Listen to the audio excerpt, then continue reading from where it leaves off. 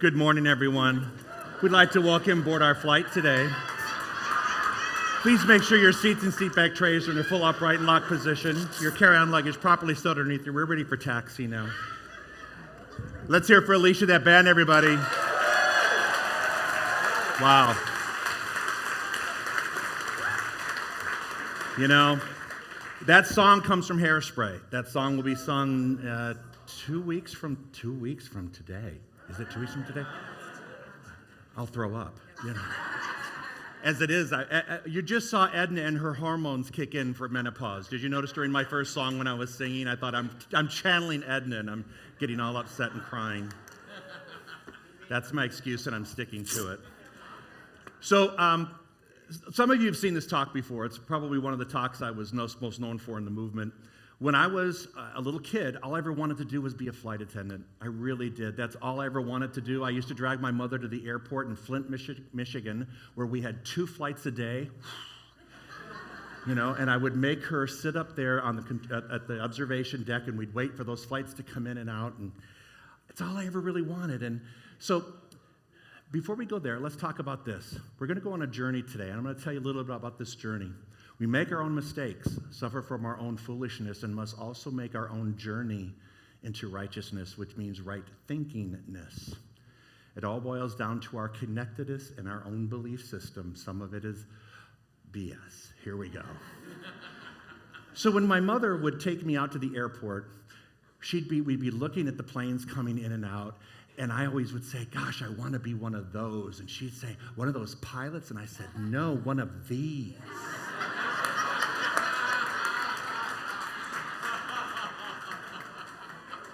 The truth is, I actually worked with 2 of those women later on in my career. But they had the boots and they had the little round purse and all that stuff. And I thought, I want to be one of those. She should have known then. I mean, I was 6, for God's sake.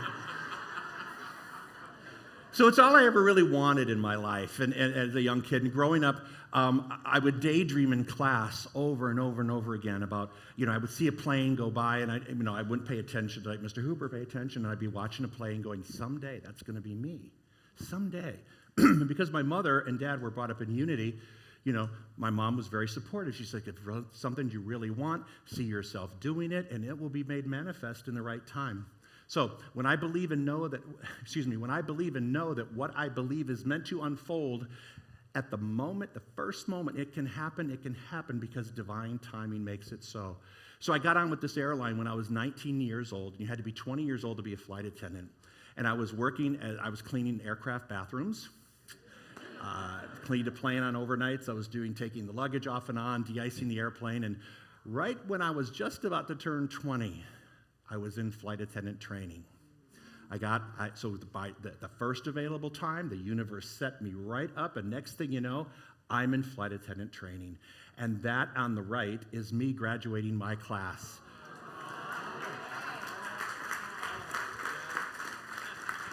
20 years old, straight.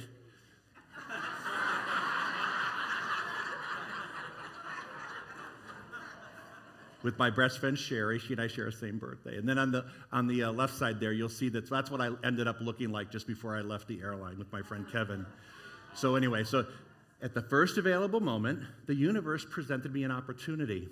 And I want to share that with you because sometimes when we have these dreams that we want to experience in our lifetime and they don't happen when we want them to happen, we seem like we're continuing to do and do and do. And we're like, wait, where's it coming? When's it coming? It comes at the right time. We may not think it's the right time because we're tired of waiting. But the reality is, a lot of times, a delay is not a denial. Michael Beckwith said that. A delay is not a denial. So we just have to wait it out. So let's go on a journey together. You want to go on a journey? Yes. Because what I have found, everything I've ever needed to know, I knew during the flight attendant demonstration. And when you fly in the airline, they'll say, you may have flown several times before, but please pay attention because something might have changed. So for those of you who've heard this talk before, don't go to sleep. Just listen. There's something that may be different. For those of you who are new, please pay attention because you will never, ever get on an airplane ever from now on and feel the same way about the flight attendant demo. First thing we do, we arrive at the airport, but you have a ticket, right? But some people, you don't arrive to the airport and go, let's see, where am I going to go, right? in life is the same way. You don't arrive at life without saying, where do I want to go? So do you have a clear destination in mind where you want to go next in your life? And where you want the next trip you want to take after that one? And the next one after that one? Remember, the universe works in a spiritual sequence. If you don't have it in your mind, how can it deliver it? It's like you have to buy a ticket. So the first thing you do is you buy a ticket. And then you decide what kind of class of service you want. First class? Business? You want to ride in the overhead bin or in the back lavatory? Because some people have a lack consciousness. If you have a lack consciousness, you can expect to ride the lavatory or the overhead bin. Not really, but it's this kind of a consciousness thing, right? See, I like to ride up in first class. And now that my daughter's a pilot, I get to ride on her passes, and sometimes we get upgraded to first class, and I feel like a queen. It is amazing. I have so much fun. And then I think you're finally giving back to me. It's about time. Treating me like the man I should be treated. So, do you have a ticket? Have you bought a ticket for your future? Do you know where you're going? Do you know where you go when you come back from that journey? Do you know where you want to go next? If you can't answer those questions, then don't bother going to the airport yet. Don't bother saying, I don't know where I'm going in my life, because guess what? She knows where she was going, and she's know where she's been, and she's know where she's going. When Alicia sang that song, that was so powerful. It's going to be a powerful moment in the show, because guess what? You have to have a destination in mind, and you have to determine what it is that you want to experience. Next thing, once you're on board, you're ready for the flight attendant demo. First thing they do is they have you to fasten your seatbelt. Here we go. Your seats are equipped with a metal-to-metal type seatbelt to fasten. Insert the metal into your clip. Pull on the strap for a tight fit. One fasten, lift up on the metal plate. Pull the end out. Right? Yeah. It gets better. Just wait. So, when you decide to go on your journey, first thing you have to do is buckle up. Okay? First thing you have to do is buckle up spiritually. Because there's going to be some bumps in the road. You know, if you really want something really bad, it doesn't really necessarily come easily. It comes in time, but you have to work for it, right? And then what does the captain say? Keep your seatbelt low and tight, even during the flight, because you never know when mid-air turbulence is going to hit you. So even when you don't expect it, tighten up.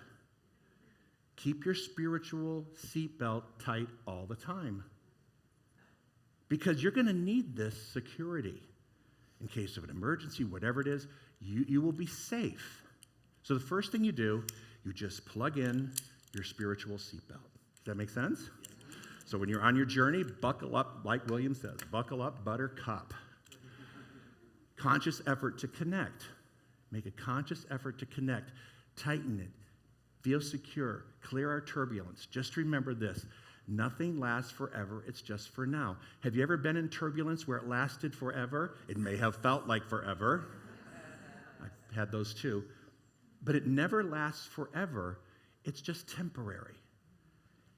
And ultimately, you end up getting to your destination anyway.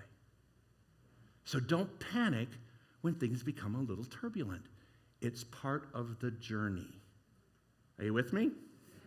Next thing, your seat bottom cushion floats. In the event that it is needed, simply put it up on the cushion, holding the straps on the reverse side, taking it with you as you exit the airplane. Now, I always question whether that teeny little cushion was going to hold 225 pounds. But nevertheless, it floats, which means this. What you are sitting on can save your life. Right now. Right now. That seat's not coming up, but what you're sitting on right now is going to save your life. We've heard the phrase, God in me, as me, through me. And sometimes I have trouble getting my big old as out of the way. Right?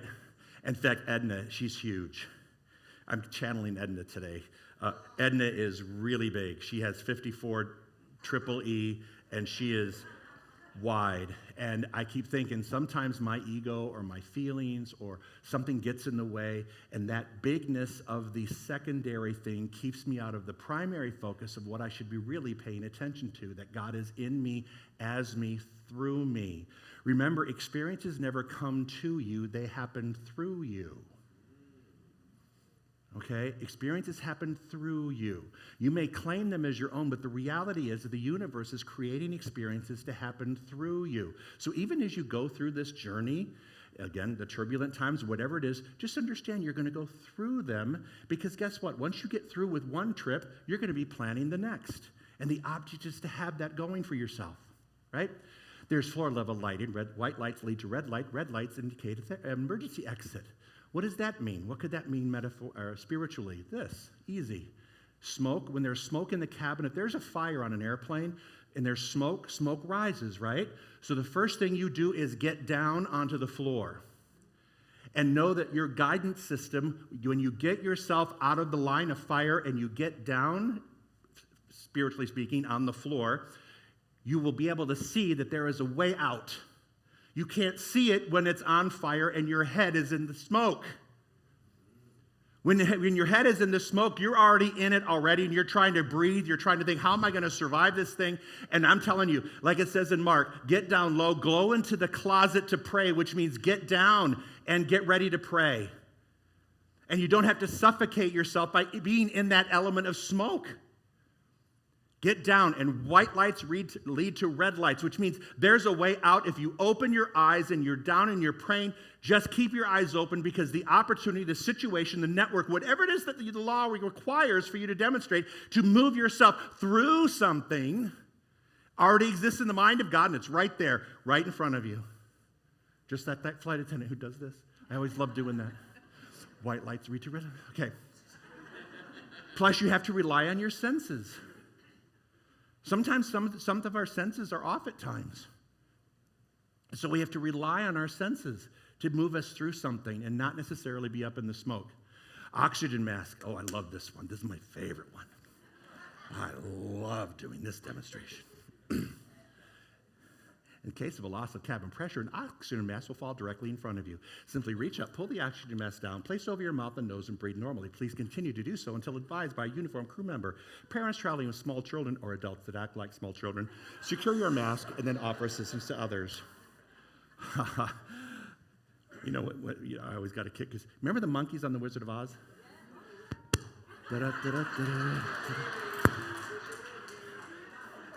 When you're a flight attendant, boredom does a lot of things to you. So oxygen mask. Remember things that take your breath away. Things that take your breath away, your reaction time is very important. The lack of oxygen over time will make you pass out, right? So when an oxygen mask drops, you don't just start, swimming around, singing around. It's move. So when the universe presents you with something, you sometimes have to move. Reach up and grab your faith and pull it down. One size doesn't fit all. That's why they say adjust the straps, right? Because that's not going to fit everyone. And then after you assist yourself, then you assist others. There's a lesson in there. How can you help others when you can't even help yourself? You have to help you have to help your individual self first. You heal yourself first. That doesn't mean you don't offer help, but the reality is you have to save yourself first before you can help save other people. And I know some people love to be martyrs and they spend their whole time raising other people up while their life is a mess. I'm one of those. I've been through those phases. You spend all your time lifting and raising other people up, and then you realize I haven't spent any time on my own spiritual path, on my own spiritual journey, doing what I need to keep myself moving in the right way. Is this making sense? Yeah. It's a lot of fun, isn't it? Yeah? In the seatback card, you'll find this particular card that gives you not that one. Yeah, this is it. I love this. In your seat back, you'll find this card that gives you all information about the location and operation of our 8 emergency exits. Pointed out for you they are. Wait. Seat back card first. Here, what does it represent? The how-to of survival. Our textbook, and many textbooks, the Power of Now, and Laura's class, and Dale's class, and William's class, all the classes that they teach now are basically your card here that tells you what to do in case of an emergency. They're the same thing. When you participate in those classes and you dive into them, you'll notice that your survival kit is in that particular class. You'll find tools and techniques to do whatever you need to do to move you through situations. But it sits in the seatback pocket in front of you, and it's there, and it's not going to get there up here by osmosis. You have to pick it up, show up, and do the work. So the universe always presents us with opportunities. And like Dale was saying, and Laura and Reverend William were saying, during their announcements, I hear class after class after class, and I'm thinking, for those of you who are complaining that life isn't going anywhere, I certainly hope that you're showing up for one of these classes, because that's what this represents. Does that make sense? Yeah. All right. It also shows you the emergency exits pointed out for you, the forward entry door in which you the forward entry lines. The forward entry door in which you came in, opposite that, the forward service door. 2 exits over each wing, right and left. 2 exits in the rear, both right and left. And my very favorite, because I grew up by an Italian neighborhood, the rear air stair. Passengers never knew what I was really doing. The rear air stair. I'm thinking, yeah, right. But anyway, pointed out for you there. The exits are right here. The exits are right there. There's always an exit. So what does that mean? Break it down. There may be 50 ways to leave your lover, but there are 6 ways to leave this airplane. Right? But you got to know where they are. Keep in mind the nearest usable exit may be behind you. May not be the door you came in. In fact, I was working with the labor union. I was on their emergency team, and what we found is that people who didn't survive airplane incidences because of fire didn't go to the nearest usable exit. They were trying to go in the exit they came in. They didn't notice that one was right behind them and they could have gotten out effectively, because we're so patterned to go to the same thing. Sound familiar? That we don't realize that the way to save ourselves is not to do the same thing over and over and over and over and over again. It could cost you your life if you do that. Making sense? Yes. Now make sure your seat and seat back trays that are full upright and locked position. All carry-on luggage stowed beneath the seat in front of you. Oh, let's go here. Oh, wait. Could we go back one, Warren? Oh, wait, I got it. Your carry-on bags. My favorite topic. Some of you people, some of us, not going to judge, carry so much crap with us. Not just on a trip, but through the course of our lives. We keep putting more and more. And then, but you get to the point where you can't even carry your carry-on luggage through. It's just so heavy. Life is so heavy because you've been carrying this crap all around. Maybe it's time to kind of minimize things in our life a little bit. Maybe it's time to, I always like an example. One of my favorite examples is that a sailboat can only go fast if it's not being obscured by getting weighed down, right? So imagine having all these little weights, these little anchors hanging off of a sailboat, and yet we're purely in line. The sight is, or the sails are right, the wind direction is right, and I'm not moving, and I don't know why I'm not moving, because I have so much weighing me down. Sometimes we have to get rid of those things that are bringing us down the most so we can move faster and quicker and more efficiently. Does that make sense? All right. In the cockpit, they don't say this during the announcement, but there's a couple things I want to bring up. In the cockpit, there's a crash axe. There's a crash axe. And what that is for? To make an exit where one does not exist. Seriously. If there's an emergency and you can't get out, that crash axe will make an exit, right? So what's the likelihood of this? This is what I say. To create an exit where one doesn't exist, what do we call prayer? Sometimes we don't know what we don't know, and in the moment we don't think there's an answer that exists. But there's an answer, just like your crash axe. But you have to use it. You have to use the power of prayer to open up the opportunities that will allow you to experience that which you need to experience, to heal that which you need to heal. So just like in the airplane cockpit, it's right there. Your ability to pray, to have a 1-minute miracle after the service is right over there. If you're not taking advantage of that, then you can't complain that life isn't going as you want it to go. You can only complain if you're willing to do something about it. Other than that, you just have to be quiet and stay on the journey that maybe isn't as comfortable as it could be. Making sense? Yeah. So that baggage, oh, yeah. I know people whose lives look like that. Do you?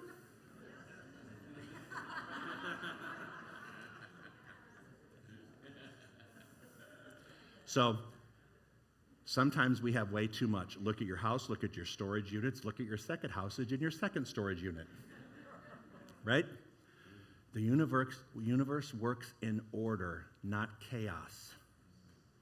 The universe works in an orderly way.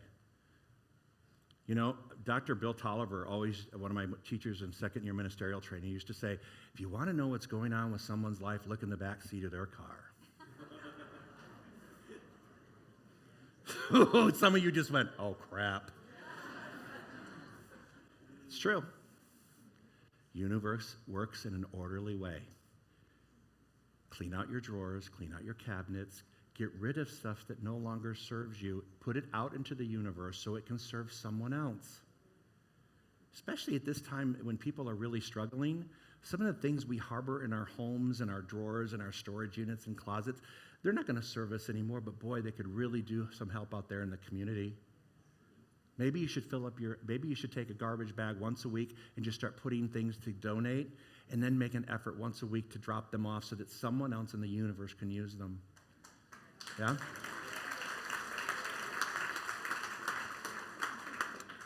So I'm going to try to do this. Real emotional lately. I don't know why. I'm blaming it on Edna because she gets emotional. All right, you ready? Yes. So, you ready to go on a journey? Yes. Everything I just said, start applying it. So the next time you're on a flight, you're going to go, okay, this is a reminder. You could have a spiritual practice every time you board a plane.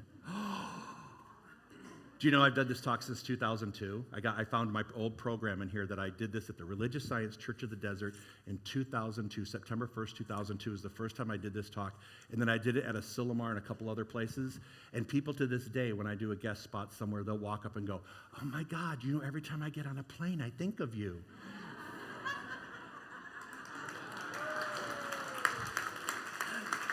I said, so you really did some good work. Your seats are equipped with a metal type seatbelt to fasten, insert the metal into. You hear a click, pull on the strap for a tight fit. To unfasten, lift on the metal plate, pull the end out. Your seat bottom cushion floats. In the event that it is needed, simply pull up on the cushion, holding the straps, taking it with you as you exit the airplane. In your seat back, you'll find a card giving you this and other information off the location and operation of our 6 emergency exits, pointing out the forward entry door, the forward service door, 2 exits over each wing, 2 exits in the rear, both right and left. In the unlikely event of a cabin depressurization, an oxygen mask will fall directly in front of you. At that point, please, you know what we used to say? Please extinguish all smoking materials. That's how long I was a flight attendant. That's how long, that's many years ago, that's how long that was. Sorry, got sidetracked. Reach up, pull the oxygen mask down, place over your mouth and nose and breathe normally. Please continue to do so until advised by working uniformed crew member, parents traveling with small children or other adults that act like small children. Secure your mask first, then offer assistance. Please make sure your seats and seat back trays in their full upright lock position. All carry-on luggage properly stowed underneath the seat in front of you. We hope you have a good journey. Thank you very much for coming today. That's it.